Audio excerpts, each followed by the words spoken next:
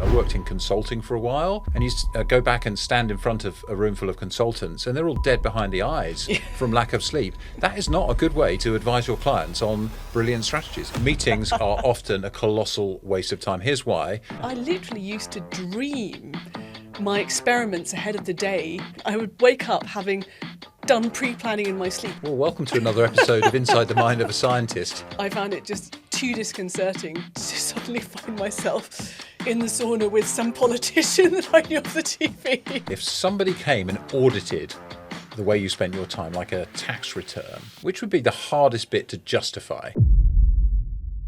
So in today's crazy world, everybody feels like they just don't have enough time. But there are people who are running global companies, who are sitting on boards, who are doing like the most amazing voluntary work, who have extraordinary families, and who still seem to be smiling through it all serenely. So is it really about whether we have enough time, or is it about the choices we're making with the time that we have? How do leaders think about time? What are they going to do? What are they not going to do? How do they make sure when they have time that they're fully present? And how do we make sure that that busyness translates into useful outcomes? What we don't know is what do zombie consultants, House of Commons saunas and coloured pens have to do with managing our time? But we're going to find out. The mind boggles. Hi, I'm Hayaatun. And I'm Matt, and welcome to What We Don't Know. All about better leadership in a crazy world. So how are you doing, Matt? I'm all right. I've got to say, I'm a bit flat out. You know, you'd think in my gap year that I would be having lots of downtime. But what I've found is I'm taking on lots of projects. And my diary is like one of those Jenga towers, which is kind of pretty full with lots of useless gaps in between where there's not really even time to get to Pretz for a coffee. And I wondered, it's something that we all struggle with. Whatever stage of your career you're at, there's never enough time. And in most jobs, time's all we've got. So have you got any advice for me? Oh my gosh, Matt. Well, I mean, I think all leaders obsess about time, and rightly so, because it is one of the most precious and scarce resources that you have as a leader. And as a leader, you know that the decisions you make about prioritising and using your time ripple right through the organisation. Yeah. So if you're not thinking carefully about the decisions you're making, then it has potentially negative impacts for a lot of other people. Yeah. So where you spend your time, and obviously in this world of hybrid work, in the office, not in the office, what you're spending your time on, who you're meeting with, this all sends loads of signals to an organisation. It really does. There's so much to talk about here. Well, you kind of brought us in on how it feels now, but I mean, I guess in your day job, this must have been one of the areas where you spent a huge amount of your effort in trying to make sure that you were finding hacks to get the best out of your time. And I don't know about you, but I found that there were lots of things that got easier the longer I did my job. Mm-hmm. But actually managing time was not one of them. You know, you can find the tools and you can try and work the tools, sweat the tools, but you're never really out of that cycle, are you? Did you find that? Or you look at me as a kind of quizzical expression. No, I think that's right. You found the master key and I just didn't look hard enough. No, I think the challenge of where you spend your time and how is always the same. You probably develop antennae on like what's important, what's not important, and systems that you trust and people that you trust over time. So I think it's sort of, in a way, it gets a bit easier to manage the overload. I had a way of thinking about this, which I remember in the pandemic when everyone was feeling overwhelmed, working at home, and kind of people would just keep working because there was sort of nothing else to do, and it was one thing with meaning that they could sort of do.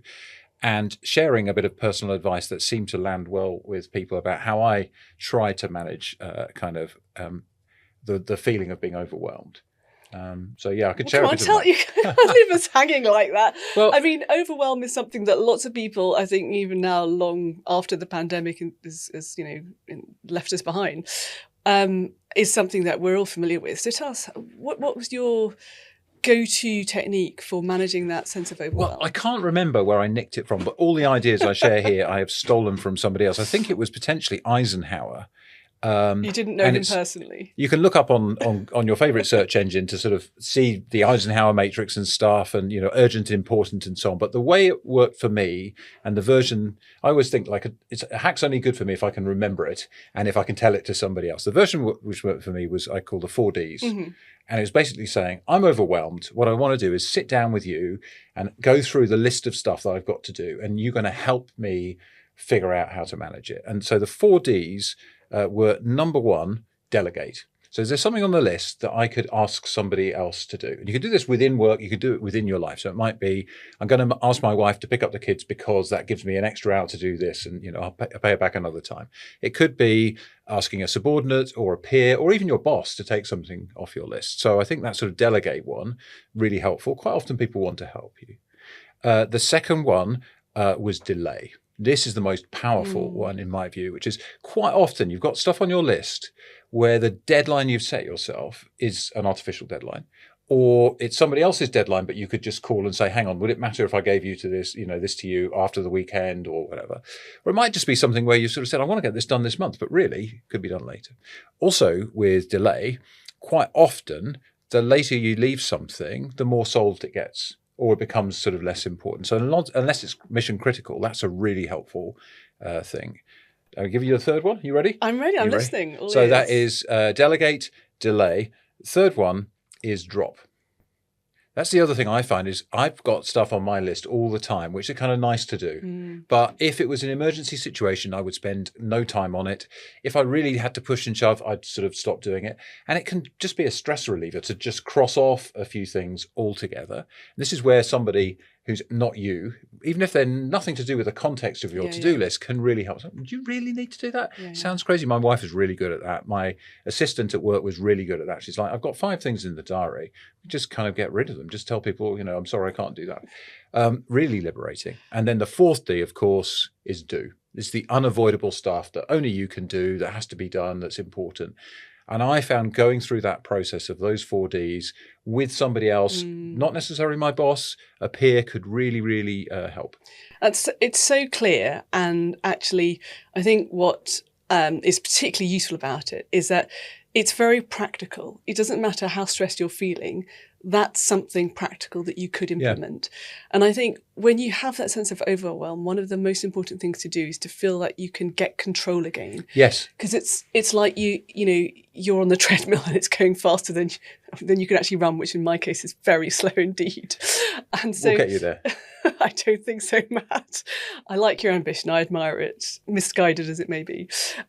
So I think just anything you can do to kind of stop the treadmill and feel like you're back in control of the pace is really helpful.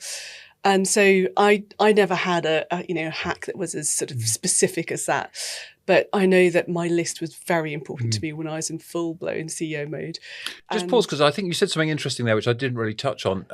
It's about how you feel. I use the term overwhelm, but how you feel when that's happening to you, and recognising some kind of interventions needed, isn't it? Exactly. And sometimes you need to tell other people. Yeah. It's the first thing. Acknowledge it yourself. Is it the AA thing? Basically, admit it to yourself and then admit it to somebody else. Exactly. Or if you're not good at admitting it to yourself, get someone else to point it out to you, and then you can own it. Yeah. Can you think of a time though when you really felt like that? And quite often we learn these things earlier. Well, I was going to tell you about my list. Can I tell you about my list? Sorry. Yes, please. And then I'll tell you about another example. I was just going to say about the list. So I had this very specific way of structuring my list, which may sound really boring, but I'm using it as an example of how you can help to create a kind of sense of order and control. I'm excited about this. Can I ask you in advance, do you have coloured pens? Oh, God. You're giving my secrets away here. Do you have coloured pens? I may have sometimes used coloured pens, and I'm going to defend it. I love anything involving coloured pens. More stationery is always good. More stationery is like, one of those kind of hallmarks of better life. Well, depending on the quality of stationery. And of course, we mustn't overemphasize consumption in this economy, but a good coloured pen has its role. Okay. So going back to my list, I feel like we've built it up a bit more than it deserves now. I used to have a list that was in 4 quadrants, and in the top right, I put the things that I really needed to do today-ish. Okay, right. I'm not so going to sort pretend. Of urgent, important. That would be exactly. Yeah. Top left would be the things that I mustn't forget I need to do, but are not urgent. So they might be things over a period of a week or something that I really ought to get to. Bottom right would be the things I need to talk to my office about. So typically diary related stuff. Right, so that's a kind of delegating sort of thing. Well, I mean, delegate is more kind of collaborative. You know, somebody else. We need to sort this. Right. And then bottom left would be the things I need to bring up in my meetings. So I'd know which meetings I had coming up. And I wanted to make a note that when I have my one-to-one with Matt, I must raise my concerns about his punctuality, for example. No, I'm joking. But I found it quite helpful for just having that visual representation of what was swarming through my head in a much less structured way, and the coloured pens help with the visual representation. So I am quite a visual person. I like to see things. I like to have visual cues, and so it helped to create that sense of order and clarity in amongst the soup of all the different things that are required of you each day and each week. So I find that quite helpful. But I don't want to disappoint you in terms of my earlier career stories. No, but I want to come back before you move back in time now. I guess what I heard there was a tool that allowed you to take things you're worrying about out of your head and put them into a system that worked for you. Exactly. And I feel like that is a really important thing. Part of the overwhelm thing is like, I've got stuff in my head, and something I will steal from you there is that list of things that I need to get done, but not today. Yeah. Quite often as a leader, there are things that only you are worrying about and you're not sure where to put them, but you don't want to drop them. And the number of times when I go, oh my goodness, I should have done this thing and I've totally forgotten about it.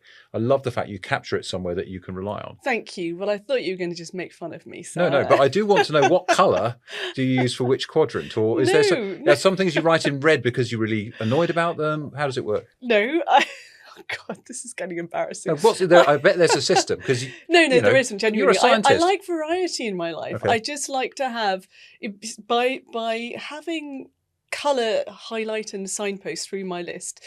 It just means that I can continue to use my list effectively. So I'm not going to lie, on a really terrible week, I would have colours and highlighters by the end, trying to make sure I could still extract the things that needed to be kind of top of mind from my list. I feel I've overshared here. I'm going to take you to a different compartment of my life now. Earlier in my career, I had the joy and certainly the experience of working in the House of Commons. It was the unreconstructed House of Commons. Okay, I'm quite old here, so I'm taking you back to... You mean it's been reconstructed in some way? Well, actually, the physical reconstruction of the House of Commons is a whole nother challenge, but the cultural reconstruction, no matter what you see today, it is still... it has still progressed beyond the House of Commons. In terms of the sort of diversity of people working there. I feel like that's a whole other conversation. We're supposed to be talking about time, and we will not have time to cover everything. Back in time. Sorry, I shouldn't save interrupt. that for another day. House of Commons. Okay, House of Commons. What stage of your career are you at? My second job after finishing my PhD. So I'm quite, green still. I don't have much experience in the world of work, and it's a massive contrast to what I'm used to. So one of the things that hit me immediately like a slap in the face was the insane pace at which we had to work. Right. So bearing in mind, I'd done a PhD where you control the pace. You were a scientist. I was a scientist a long, long time ago. And so, you basically, life had no boundaries, and you work as late as you need to, you work your weekends, but you are in control of your time. And then I'd had a job which it was a bit... it was quite quiet, shall we say. I can imagine. So you're a scientist, Oxford University, the hallowed halls. Oh God, this is not my biographical. Just the sound of a church bell ringing as you kind of doing something with test tubes. This is not my greatest hits, right? Okay. We're going to come back to my biographical greatest hits. Okay, I'll give you a test tube story later on if you really want one. But House of Commons, right. So I was a committee specialist to... the Science and Technology Select Committee. So select committees are a bit of a minority sport. Not everybody knows what I'm talking about. But when I talk about the horseshoe that you sometimes see when they show footage from Parliament, and there's some witness at the end of it sweating and anxious, like you, Matt, in your past life, and they're being brutally questioned by a committee of MPs or peers. And there's one staff member sitting next to the chair of the committee at the top of the horseshoe. I was that staff member. Ooh. And so That means that another feature of what you're doing at the House of Commons is there's this real immediacy between the work that you do and what gets said on the record in Parliament. Right. So it's actually quite So you're terrifying. sort of briefing the chair on technical things, or what were you doing? You're producing all the briefs that the committee members used for their questioning, helping them navigate the stories. And actually in science, it's quite a lot of help is needed there, because most parliamentarians haven't got a background in science and technology. You're writing all the reports, and you're there basically to answer any questions they have. So I found it a real shock to the system, having to work at a pace that was just unlike anything I'd experienced before. You know, you might have to write a speech for the chairman in half an hour. Right. You'd have to produce a report overnight. Wow. And let me use a metaphor. I was used to slow cooking. You know, I'd gently simmer my report, my stew of a report. It smells good already. Well, I'd be wanting to test the seasoning and make sure that the flavour was just so and everything was tender. This is what cooking. Lightning fast, one chance to get it right. Well, quite a whiplash then to go from one to the other. I mean, it was really an affronting experience. I was terrified. And I, excuse me, I think I was somebody who also liked that security of preparation. Mm-hmm. You know, you can do all your background work and then you feel like you go in ready. And honestly, that was just ripped away from me. So in the middle of a select committee evidence session, the chairman would just sort of turn to me and say, "Give me a killer question," you know, because there's nothing they like more than to skewer a minister or a big corporate exec. If only we'd had chatbots with a pointy question. Yeah. Oh, I was basically human ChatGPT, right. and you know, you'd go on committee visits. I remember one of the first visits I went on was to Malawi, and I was literally being asked everything from, well, what are the mineral deposits in this region, through to, I've run out of socks. Yeah. What shall I do? Wow. And, you know, you felt like some kind of just, you know, human informational jukebox. It was incredible. And what I learned there is that when you don't have the luxury of the run-up, you can actually do things much more efficiently. So if I now mix my metaphors and say, okay, you know when people are doing the long jump and they kind of rock backwards and forwards on their heels, and they're getting themselves into the zone, and then they run and then they take their leap and it's all amazing. Well, we had to do that without the rocking backwards and forwards on your heels bit. What I realised actually is that a lot of the time when you think you're doing something, you're actually thinking about doing something. Mm-hmm. There's this bit where you're getting yourself comfortable with what you're going to commit to the page or what you're going to say. And some of that's really important, but some of that is totally superfluous. And I learned that if I just chuck down my best effort without thinking very hard about what I was doing, probably about 70% of that would survive to the final version that then got published. That's interesting. What a way of adapting to crazy change of pace. And it's also making me think, we made a joking reference to chatbots, but of course that's what they do now. Is instead of having that blank piece of paper and a writer's block, you just like get a first pass at the introduction I'm going to give to this podcast, or, you know, 5 questions I could ask this person. So you're not blocked. And so you kind of learned to forget the sort of slow cooking and go straight to wok. Exactly. But I think there's other things that chatbot can't do for you. So one of the ways in which we made that very intense, high-paced environment work was through fantastic teamwork. Mm-hmm. So when you have a team where there is genuine trust and respect and you know you need each other, I think, you know, you can have that acts as a massive accelerant to what you can do individually, particularly when you have to work at pace. So we had this culture whereby there were 4 of us that did the work that got thrown into the public domain, and we would all have multiple eyes between us on any piece of work. So from day one, I had to go and get my red pen out and draw all over my boss's work, which was quite intimidating. Mm-hmm. But we knew that that was essential to save ourselves from something that could have been damaging to any of us later on. And so you really lent into that kind of peer spirit of supporting each other, building that resilience through all, using the hive mind effectively. And so I think like that was a really, really useful lesson as well. And the reality of being a CEO or being a leader is that you generally don't have the luxury of always going away and really kind of incubating that thought. You have to be able to answer in the moment. And so building my personal confidence that I could do that and it would be okay was something I'm always grateful for. How about you? Does that resonate at all? I think it's a brilliant story, and not only because of the kind of the personal learning, but also that contrast of cultures. And I think we're going to find ourselves talking a lot about, clarity of what you're trying to do and the culture you're working in. And I can really feel, as you talk about it, how formative that was as an experience for you. Puts me in mind as well, that metaphor you used of, somebody running up to do the triple jump or the long jump. I have a similar sort of metaphor I use, which is the kind of cartoon character. When it's about to run in one direction, it kind of winds up in the other direction and then kind of it sprints, and either it kind of goes over the horizon or it goes over the edge of the cliff and keeps running and then then drops. But a parallel experience I learned from a boss. I had a boss who was the CEO of a publishing company, and you didn't see her much.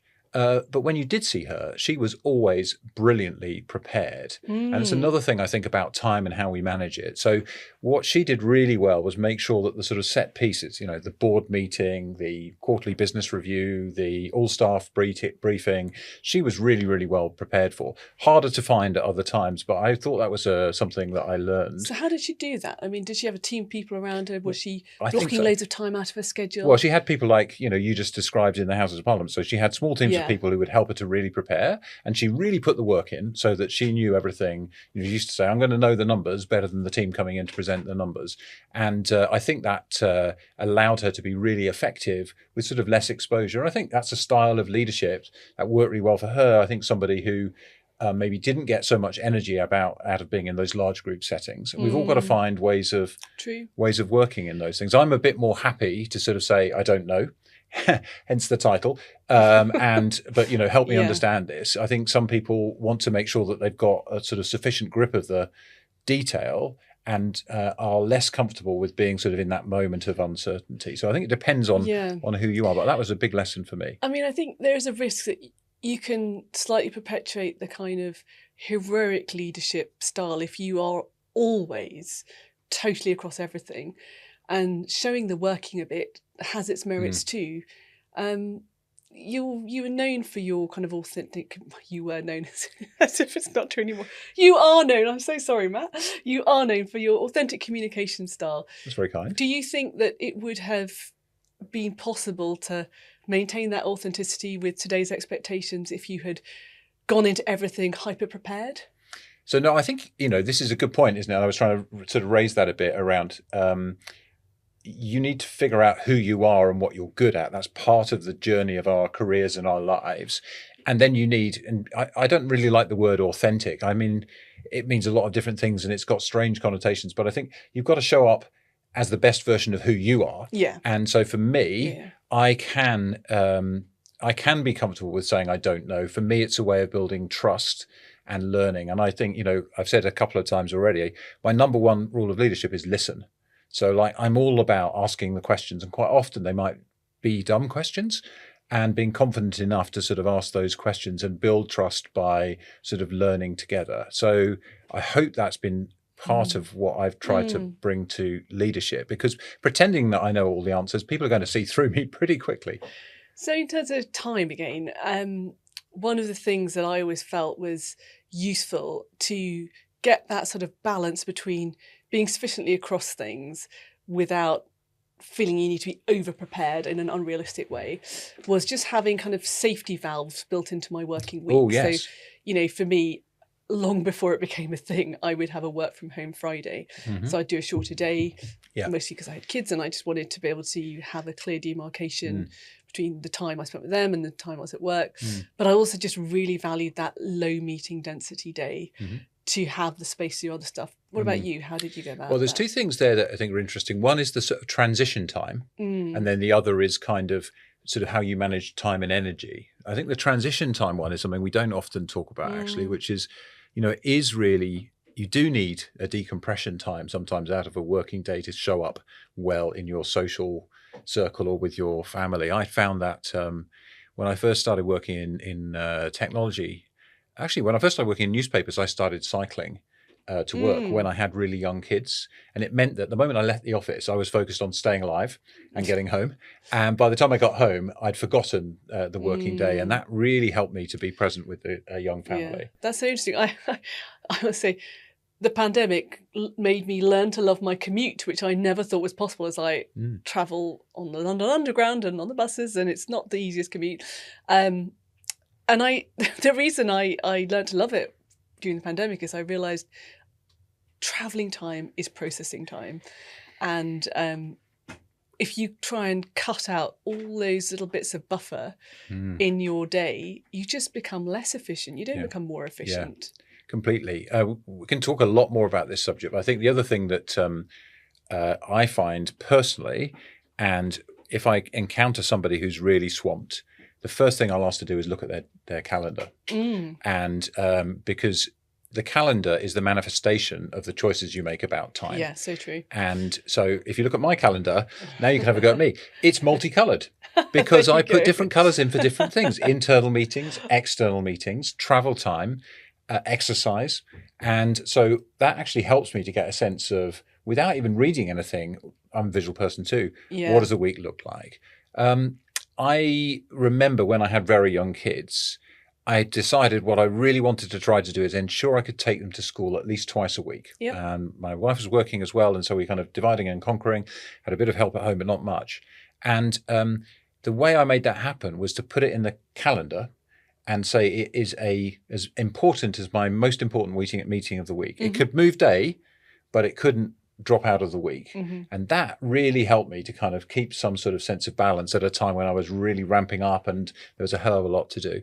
As the kids got to the point where they didn't care about me being around anymore and a bit older, I started to do the same with exercise. I was working very late nights, sometimes talking to people all around the world, and I put exercise in my calendar several times a week and try to make sure that also happened. So I think keeping an eye on the calendar to the rest of the organisation, or was your calendar completely private and people wouldn't have known you were doing that? At some point the calendar became private, otherwise people would just write their own meetings in. So taking control of your calendar was important, but I would talk about it. I used to stand up and talk in front of the team every week about like how I'd spent my time, and I would always talk about some personal stuff. People would see me.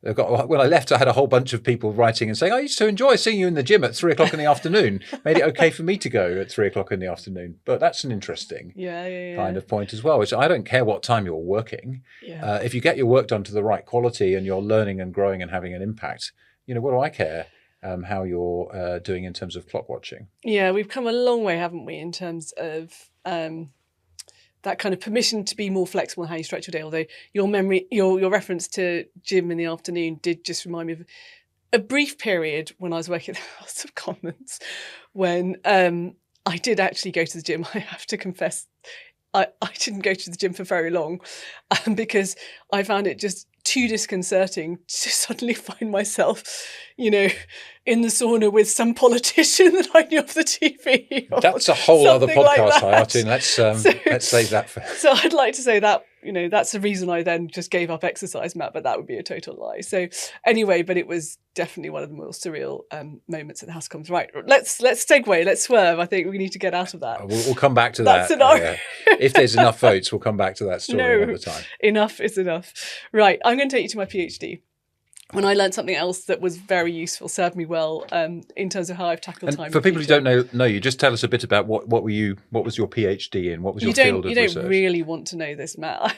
I think we do. Oh, God. Okay, so my PhD was in how our bodies respond when it detects a virus. And it's quite funny because now this is something that sounds quite relevant to everybody because we've all lived through a pandemic associated with a virus. Now, when I was doing my PhD, eyes would glaze over when I even got to the first word of that sentence. But essentially looking at how your body responds, how it executes the response at the cellular level when it gets a message that there is a viral infection. So doing a PhD is a very particular sort of experience. You have to be incredibly self-sufficient. And it's so different from what you do before. So particularly when it's experimental, you have to go and stand in labs with all this equipment that you've never used before. It's, a kind of big intellectual journey, but also it's like your first experience of the world of work. Well, I mean, obviously I've done jobs before, but not full-time every day for 4 years. And so I had this sort of sense of overwhelm again. It's very intimidating intellectually. And there's also, quite a lot of, sort of health and safety involved. And so I realised that it was a kind of a problem that I would start each week thinking, so many different things that are making me feel intimidated and overwhelmed. And so what I figured out is, generally speaking, it's not the volume of stuff that's making you feel overwhelmed. I mean, in my case, I had 4 years, Right, yeah. What's the time pressure? What it really is that there's something on your to-do list that is scaring you disproportionately. And so I taught myself a rule: do the thing that scares you most first. And you must have had some tough Mondays then. Well, this sounds like it's hardcore, you're being tough on yourself. But actually what you're doing is alleviating the stress quantum, right? You're reducing the total amount of stress you're going to experience, because by tackling the thing that is causing you the most fear, the rest of your day or your week is going to be a lot better. So it was a strange insight. I didn't know this term at the time. Strange insight into how cognitive load affects your experience of stress and of time.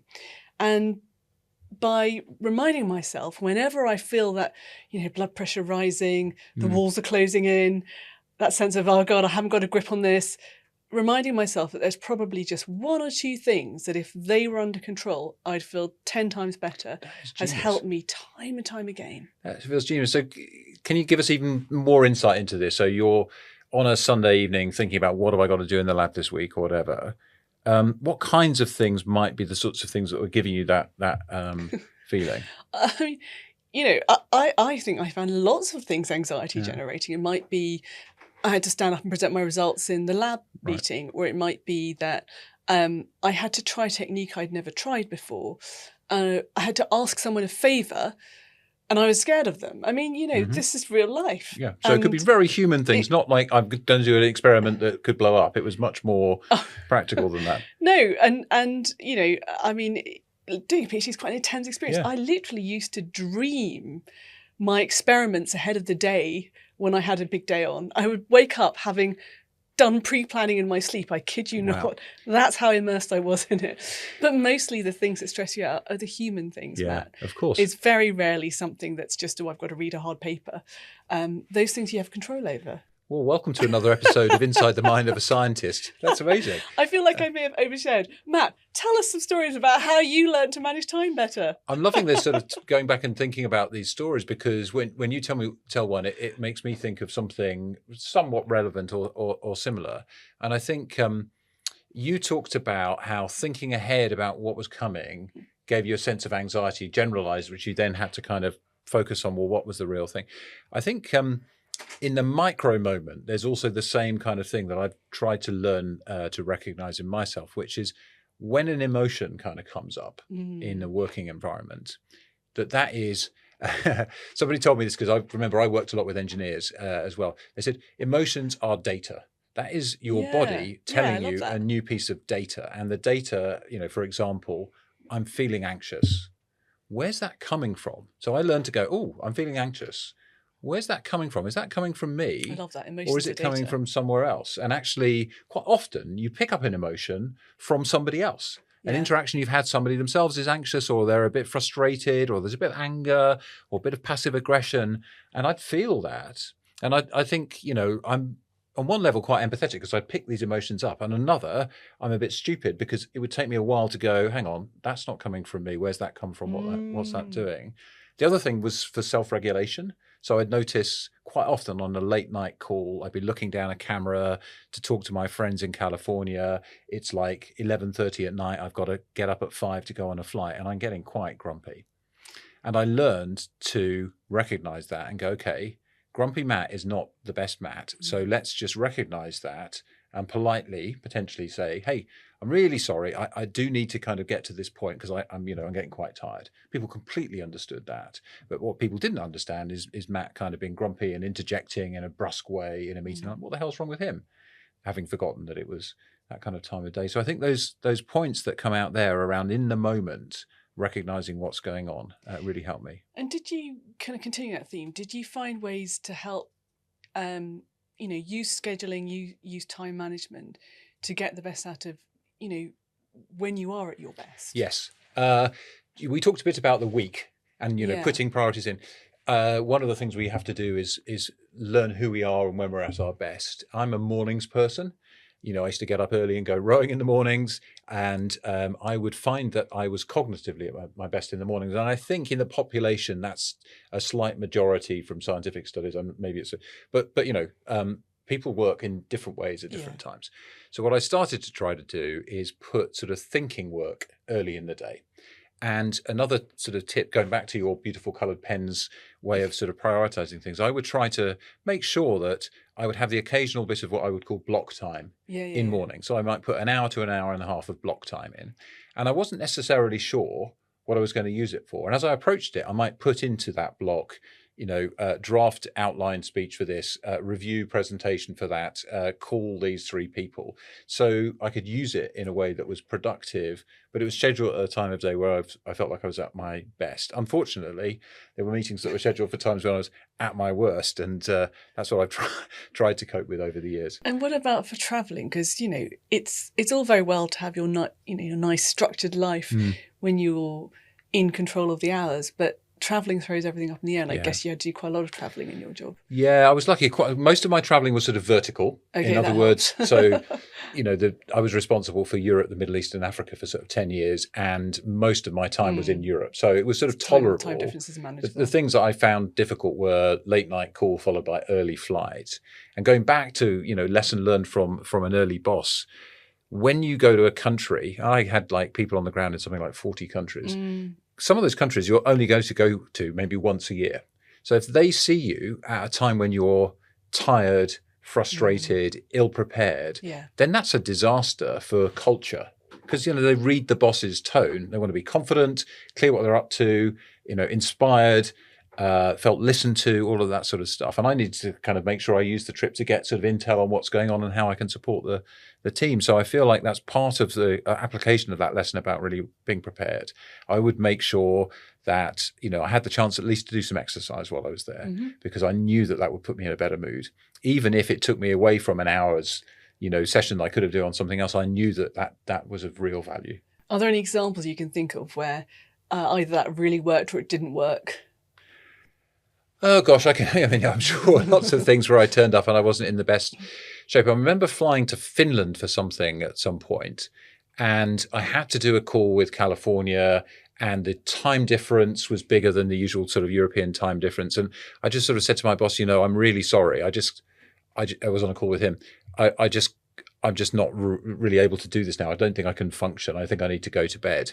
And of course, he knew that it was important for me to be functioning well. He's like, of course, then we just do it another time. Yeah. But the way I've sort of always worked is, I honour my commitments. Yeah. And so I could have done with the 4Ds then to sort of go, it's crazy for me to be doing this. That kind of thing helps. Really small little things like that. It feels like you're letting someone down or you're failing in some way, which is silly because, your point around really being present with people and managing your time in a way that enables that is so important. I had a salutary life lesson on that when I suppose was very early in my senior leadership journey, maybe shortly after I became a director. I did a course which probably was the first time I got full 360 feedback. So, that can be quite intimidating. I thought I liked feedback. I do like feedback. It's a gift. But it was the first time I'd done it, anonymously. So you got a really rounded picture of how people see you. And of course, there were lots of lovely things that they said, but I was so taken aback that almost to a person, every single bit of long form feedback referenced the fact that I was so busy. And I was sort of mortified because I felt, that may be true. I had very young kids at the time, babies, in fact. But I was horrified that was so obvious to all of them. And I felt they must be self-regulating because they worry that I'm too busy for them. What do you mean by self-regulating? Well, they must be not asking me for what they need, right? Because they have this impression of me being so busy. I can't possibly ask for help with this because she's I need to just manage this because she's so busy, and I was just mortified, and so I worked on just the little cues around how I am. Like when I was going in and out of the office, I didn't run. Yeah. I mean, that sounds bad, doesn't it? But I literally was running quite a lot of the time. Or I made sure that when I went to get a cup of tea, stopped and smiled and chatted. I, in meetings, would make sure that we had if it was an hour allocated, the full hour without people feeling like I was sort of, tapping my foot waiting for the next meeting to happen. If people ask how I was, I wouldn't say I'd lie, but I wouldn't lead with, I'm absolutely drowning. You don't want to say that. Bit frazzle, but these little things can make a difference to how people feel about the time you have together. So it doesn't mean I spent any more time with them, but hopefully the quality of time that I did spend was better.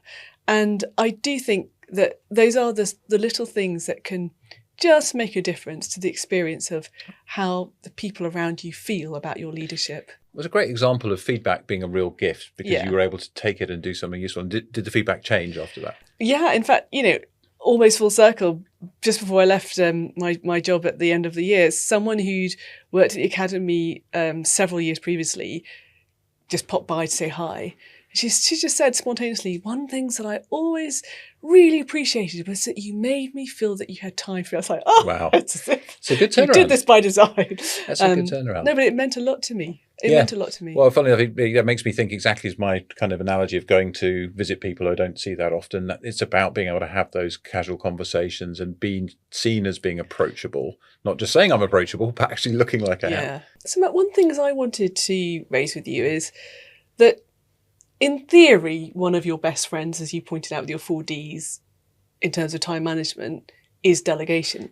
But there are actually some things that you can never really delegate as a leader. What do you think? Ooh, another great question.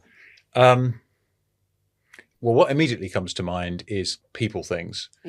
And the more leadership responsibility I got, the more I realized that the highest impact thing you can do is find somebody good and put them in a position where they can make a difference.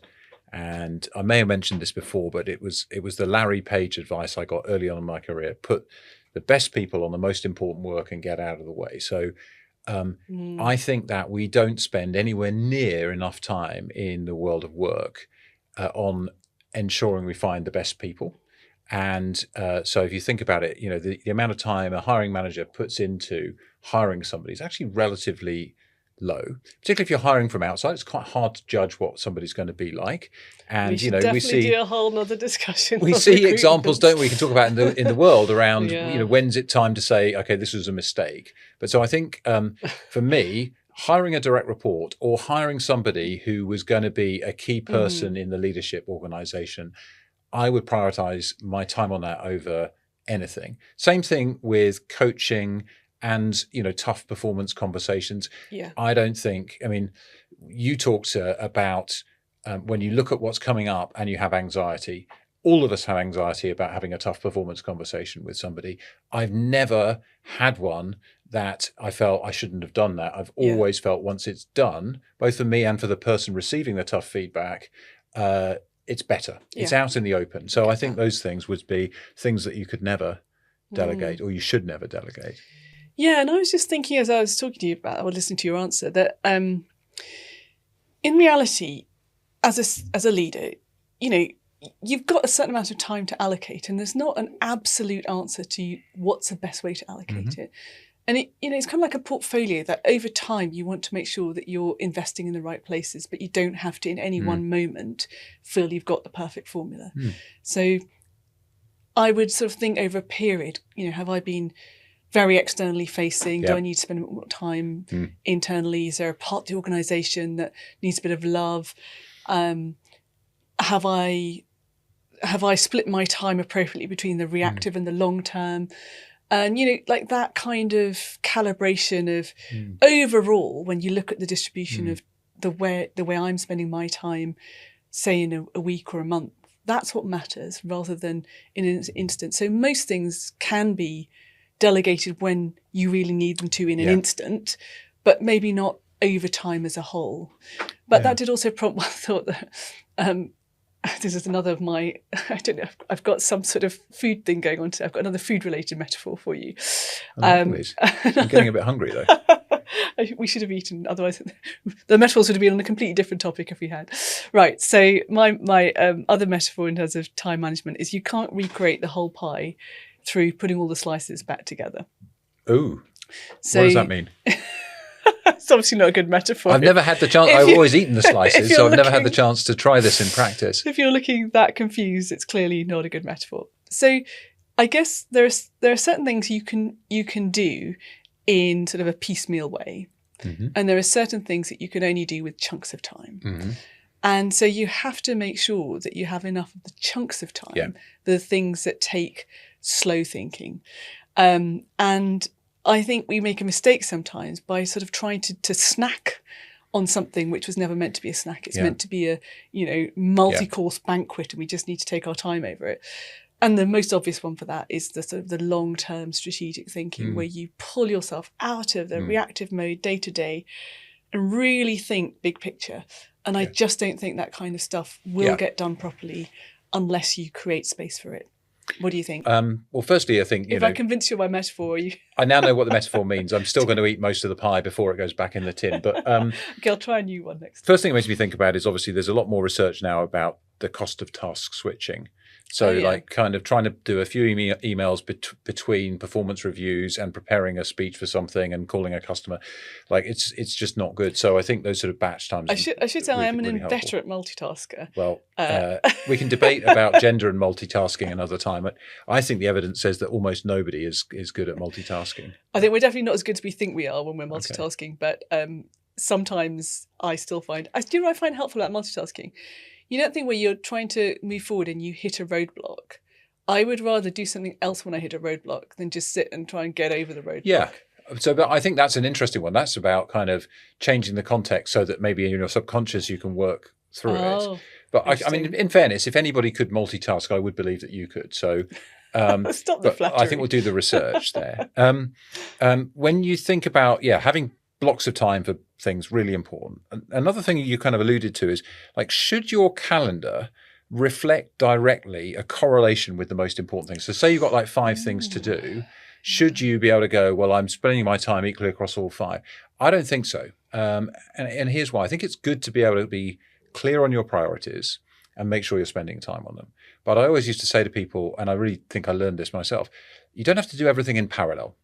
So in Google and in many kind of tech organizations, there's a sort of focus on quarterly cycles. And I think that's a good time period actually for most human activity, because in a week you might not move the ball forward, but in a quarter you probably can. So I would sort of be really thoughtful about, of the 4 or 5 big themes that I'm trying to drive all year round. In this quarter, I need to deprioritize, customer meetings in order to make sure I build the operations around this thing. And so I think you don't necessarily want to see kind of a mapping of priorities to time. Also, like most of the time for me, if I needed to intervene in the core business, something was going badly wrong. So I should probably not be spending a huge amount of my time on the day-to-day operations that are well built and being managed by thousands of people. Yeah. I want to spend my time on looking over the horizon. So I don't know, there's a few thoughts there about how the calendar reflects what you're doing. So if I move it from, say, the CEO to the senior team, I would say the calendar of the senior team should be a good representation of what matters to the organisation. Yeah. And the reality is no CEO is really achieving anything at all in isolation. It's always a team effort. And actually, on that point, one of the things I try to be really strict about with myself was meetings that, say, our weekly executive leadership team meeting or our senior leadership team meetings, which were less frequent but longer and had a bigger group. I try to be really strict, not rescheduling those unless I had to, always showing up on time, showing that they were my priority. Otherwise, how could I expect them to be other people's priority? So I do think that your calendar is important, and how good your calendar is at kind of describing what you're actually doing is important, like that consistency. But I love your build, though, about the team, looking across the team. I think that's a really strong one. And so on average, over a 3 to 6 month period, across the team, you should be kind of making sure you're managing all of those things, right? Absolutely agree. One of the things I found helpful across my career, but particularly in this context, is to just say to people, I'm struggling with this. What do you think? What's your view? And quite Mm. often I'd ask my team, where do you think I should be spending my time? Yeah, And yeah. what I found was quite often they were encouraging me to sort of get my head out of the detail and do the stuff that only I could do, like hiring this new thing, fixing this thing that's Yeah. broken, thinking about the 2 to 3 year plan rather than the in-quarter plan. Now, in some cases, you've got to watch out, right? That might just be, don't look what I'm doing. It's absolutely fine. Don't Nothing dig. to see here. Nothing to see here. So you need to kind of have the bullshit detector on, but actually asking your team, Yeah. how we're feeling about where we're spending our time, what I could be doing as the boss, I found really, really helpful and actually encouraging me to be a better leader. Yeah, and I used to kind of make sure there was transparency with my board as well, where I'd Yeah. give them an overview of the meetings I was Yeah. having. Not like every internal meeting, but it gave them a sense of where's my time going and Yeah. what's a network that I'm investing in externally. And I think that's important because ultimately leadership is a shared endeavor. Yeah. And so if everyone is aligned and has visibility of how prioritization is kind of being converted to action in terms of where we're spending our time, that makes for a good basis of alignment and Yeah, that point about trust. sharing upwards as well reminds me, when I started in tech, until the week I finished, I Yeah. would send my boss end of week email. Oh, nice. And you might think, well, what were you doing that when you were like, running a big complicated organization? Actually, it was not, here's everything I've done. Yeah. It would be 2 or 3 interesting things, maybe one thing where I need your help on this, and a couple of what am I doing next. And I found it really helpful for me to kind of put a shutter down on the week just gone and get my head straight about the week to come. It's kind of useful, a bit like your kind of how do I think about my 4 quadrants of what I need to do. But also it gave my boss just a flavor of how I was spending my time, what I was hearing. And it meant when we got to a one-to-one, he or she would be able to go, hey, what was that? Tell me a bit about the insight there. That was interesting to me. Or I've already looked at this thing and it's happening. And I asked my team to do it. And I wouldn't be too rigorous about exactly how. Some people love doing it. Some people never really did it very much. But for me, it was a tool that really worked. Such a really interesting example. Think about time this way. If somebody came and audited the way you spent your time, like a tax return, which would be the hardest bit to justify? Oh, God. My scrolling. Doom scrolling. Well, on LinkedIn mostly, Yeah. but also, news sites and things. Yeah. I mean, I don't think you can run an organization without collecting all of this information from the world around you, and harvesting it through scrolling can actually be productive, I tell myself. What about you? I think the stuff that's hardest to justify for me, or it might seem hardest to justify to a sort of hard-nosed school of management person, actually quite often the most valuable stuff.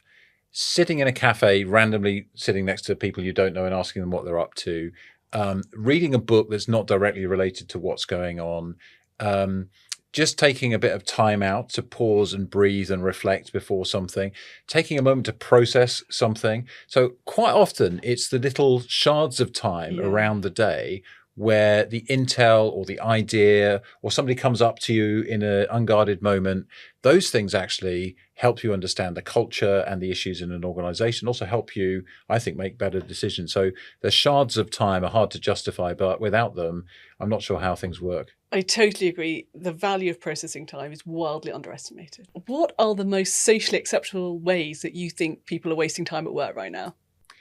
I think meetings.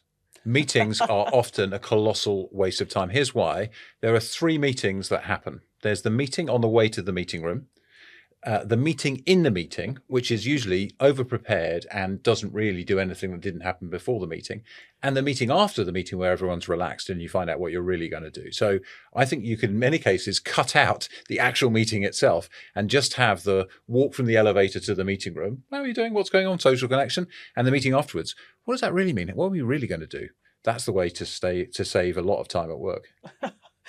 Well, I don't know if I can better that one. So here's a question that says, hi, I'm 5 years into my career and I want to know what's one time management habit that I should build early? Prioritization. Thinking intentionally about, honestly, what's the most useful thing you could do with your time right now. So many of us just do the thing we want to do. But honestly, it will serve you so well if you get in the habit of doing the thing that really deserves to be done first. First. Couldn't be clearer. Okay, I've got another audience question for you, Matt. if I'm building something big, is sacrificing sleep worthwhile? I got to say, I am religious about sleep. Being tired is a huge load, and you're not at your best cognitively, physically. It's been proven actually that you're actively not so good looking if you're tired, which is of course your main concern.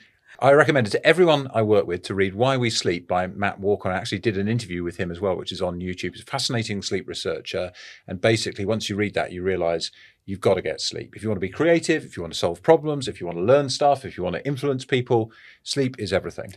Just to cheer up those people who might, for legitimate reasons, not be able to get as much sleep as they want, I do also think that, if you're not having a great night's sleep one night, it doesn't mean the next day is going to be a disaster.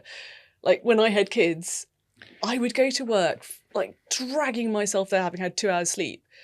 And then I would be so engrossed in my work, I'd completely forget. And I'd only remember when I was on my way home again, I think, oh my God, I felt dreadful this morning. Yeah. Because I actually do think that there are times when just having that intensity of focus kind of pulls you through.